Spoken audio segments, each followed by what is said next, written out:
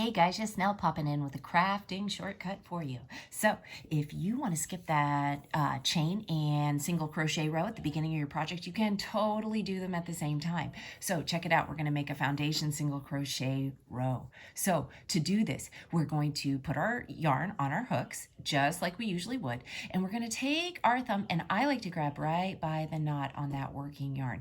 And you'll see why I'm doing this here in a minute. So from here, I'm going to yarn over, draw through my loop, making a chain stitch just like I usually would. So from here, I need to turn this stitch to build the height for my row. So this is going to be like my turning chain. Because we're doing the chain and the single crochet at the same time, we have to build the height for the row. So this is going to do that, but we need it to turn vertically. So to do that, we're going to use this little bottom bump here, and because we've grabbed it, it's kind of exaggerated here, and so we're going to stitch into that bottom bump. And it's okay, you might have to kind of work it in there, it's all right.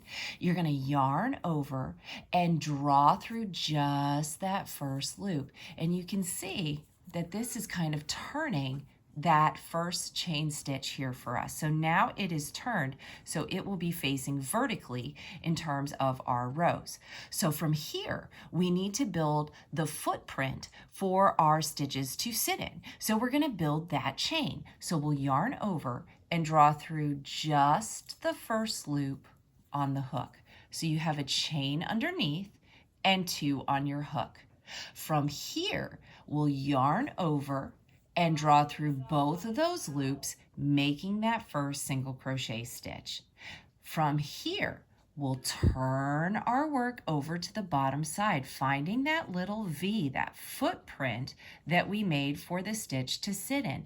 That's where we're going to chain from to make our next stitch. So we'll go into that little V on the bottom. The first one's always a little tough, so don't worry if you have to kind of work it in there, it's okay.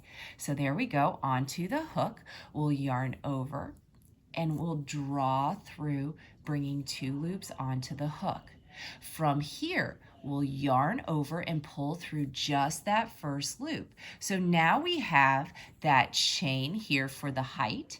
We also have that chain here at the bottom as the footprint. So we'll draw through those 2 loops, making that second stitch. And as you can see, because of that original chain, we've already got the height, and then that second part is giving us that footprint along the bottom. So flipping back to that bottom side, we can see how we're identifying those little V's there, just like we would on the top. So we'll identify that last V that we made here on the bottom, pulling through both those loops, yarning over, drawing 2 loops onto the hook. So now we've got 2.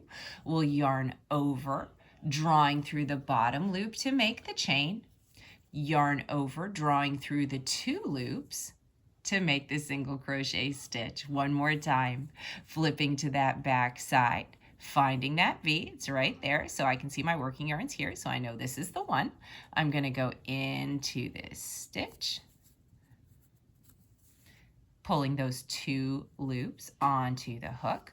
We'll yarn over, drawing through, pulling up those 2 loops, yarn over, drawing through the first loop to make that footprint, yarning over and drawing through the second 2 loops to make the stitch. And as you can see, guys, it makes a really nice edge, of course, on the top, just like it usually would, but it also makes that same pretty little edge on the bottom. So you get that nice finished edge on both sides.